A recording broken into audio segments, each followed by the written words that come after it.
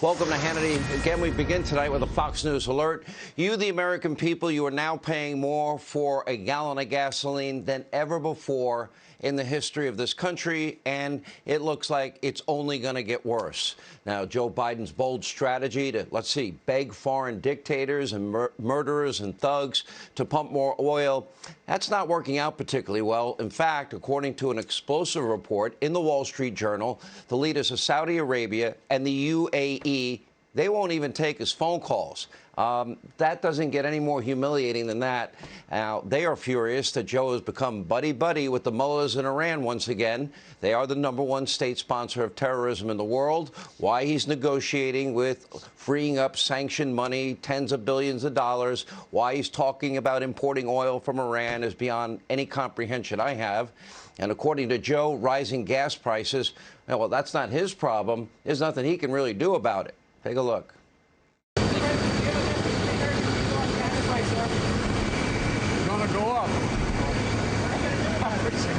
Can't do much right now. Russia's responsible. It's all Russia's fault. Except the problem is something called the truth. Now, Joe, gas prices have been rising since the day you were sworn in, and you canceled the Keystone XL pipeline. You put a pause on new oil and gas leases on all federal lands. You ended drilling and exploration in Anwar in Alaska. We have vast resources there, and rejoined the Paris Climate Accords. You know, the climate accords where we pay all the money and China and India are viewed as developing countries. You also enacted new regulations and environmental restrictions on energy production. And yes, under Biden, America went from being a net exporter of energy to a net importer of energy in less than a year. And Joe lied about that earlier today. We are now producing less energy than when Donald Trump left office, and that is just a fact. And according to Biden, his new domestic energy restrictions has nothing to do with the high cost of gasoline. Before Russia, Putin invaded Ukraine, we were paying pretty close to $1.50 more a gallon. We were paying more to heat and cool our homes, and we're also paying more for every item we buy in every store we go to because of Joe's economic and energy policies. But this is what he says.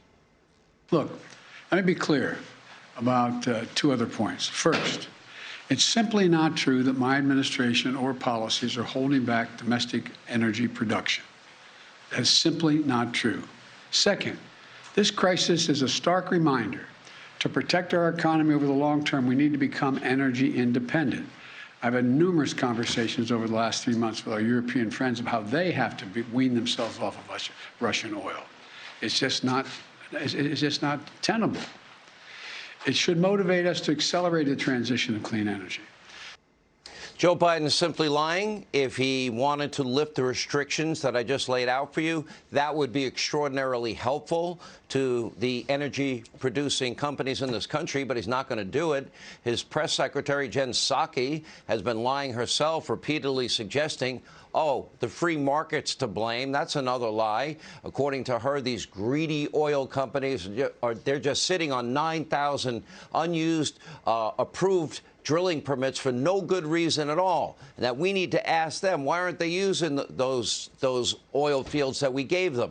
Well, Jen, we did as you asked, and it turns out you are deceptive and you are dishonest. Let's look at what the American Petroleum Institute says. Leases are issued prior to exploration. Not every acreage of leased land has resources to tap into. That's why oil is kind of a boom-bust industry, because you're taking a bet that there might be oil underground, and sometimes it doesn't work out that way. Now, currently, the percentage of leases in production is right now the highest in 2 decades. In other words, with few exceptions, the leases that can be used, they are being used. That's why Joe needs to lift all the restrictions that he put in place to please the radical Green New Deal socialist Democrats. Jen, do you got that? Anyway, now the oil industry is begging for more access to drilling and exploration. And as the Petroleum Institute put it, quote, it's time for the administration to support domestic production, send a message that America is open for energy investment. Why not just be open and honest and say we made a mistake? We should never have put these restrictions on the energy sector. That's not within them, I guess. So Jen Psaki is more interested in auditioning for a new job at fake news CNN or MSDNC than actually serve you, the American people, that are paying the highest price in history for a gallon of gasoline. And according to the climate alarmist cult that is the new Democratic Party, America's biggest threat is not record-high gas prices or 40-year inflation high, no, or war in Europe or dependence on foreign oil. It's all about climate change. They want us to now transition away from oil and gas as soon as possible. Okay, so if you're struggling to fill up your tank, if you're struggling to heat your home, if maybe you can't buy the products that you really want to eat in the store because it's too expensive, well, the ever so, experienced Transportation Secretary Mayor Pete and Vice President Harris, they have a solution. Just go out and buy yourself a brand new $60,000 electric vehicle at your local dealership, if they even have cars. Well, and while you're at it, Kamala Harris wants you to imagine a world. Imagine. Close your eyeballs. Imagine for just a second a world without the need for oil and gas. Take a look. Imagine all the heavy-duty vehicles that keep our supply lines strong and allow our economy to grow. Imagine that they produced zero emissions. Well, you all imagined it. That's why we're here today, because we have the ability to see what can be, unburdened by what has been, and then to make the possible actually happen. I feel like I'm back in first grade whenever she gives a speech. Anyway, if she's ever in president, we are in deep Schiff. Anyway, of course, President Trump was right. He warned us that gas prices, they would spike under Biden. And guess what? It's now happening. Take a look. We have so much oil. We have more oil than anybody, okay? And it's an incredible thing that it's happened over the last few years, a lot of great things, and you're paying, what, $2 a gallon for your gasoline? That's okay. You know what that's like? That's like a tax cut. That's bigger than a tax cut. If Biden got in, you'd be paying $7, $8, $9. Then they say, get rid of your car. We're going to build some more windmills.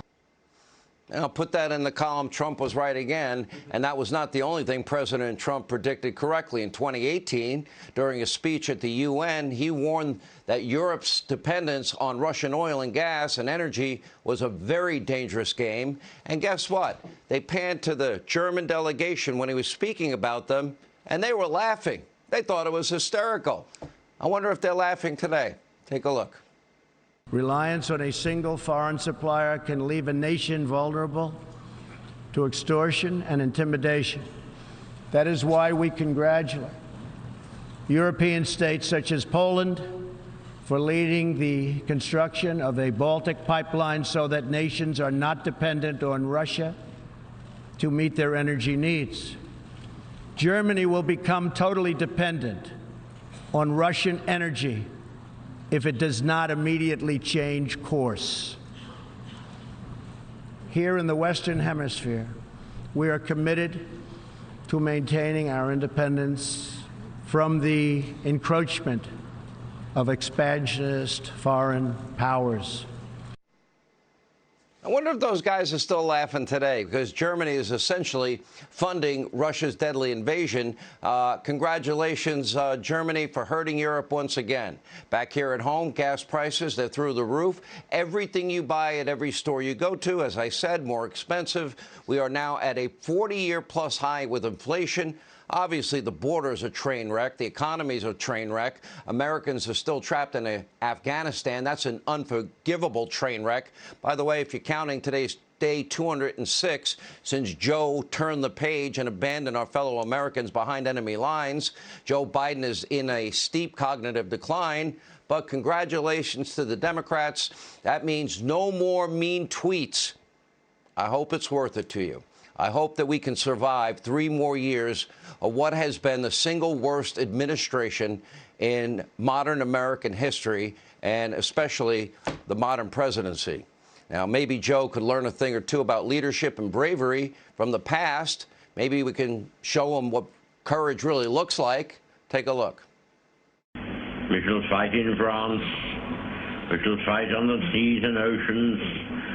We shall fight with growing confidence and growing strength in the air.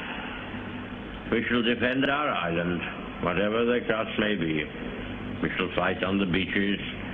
We shall fight on the landing grounds. We shall fight in the fields and in the streets. We shall fight in the hills. We shall never surrender. We will not give up, and we will not lose. We will fight till the end at sea, in the air.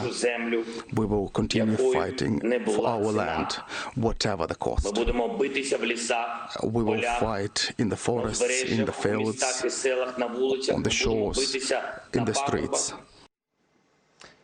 Blood, toil, tears, and sweat. I doubt it's words that Joe Biden would even recognize. Hey, Sean Hannity here. Hey, click here to subscribe to Fox News YouTube page and catch our hottest interviews and most compelling analysis. You will not get it anywhere else.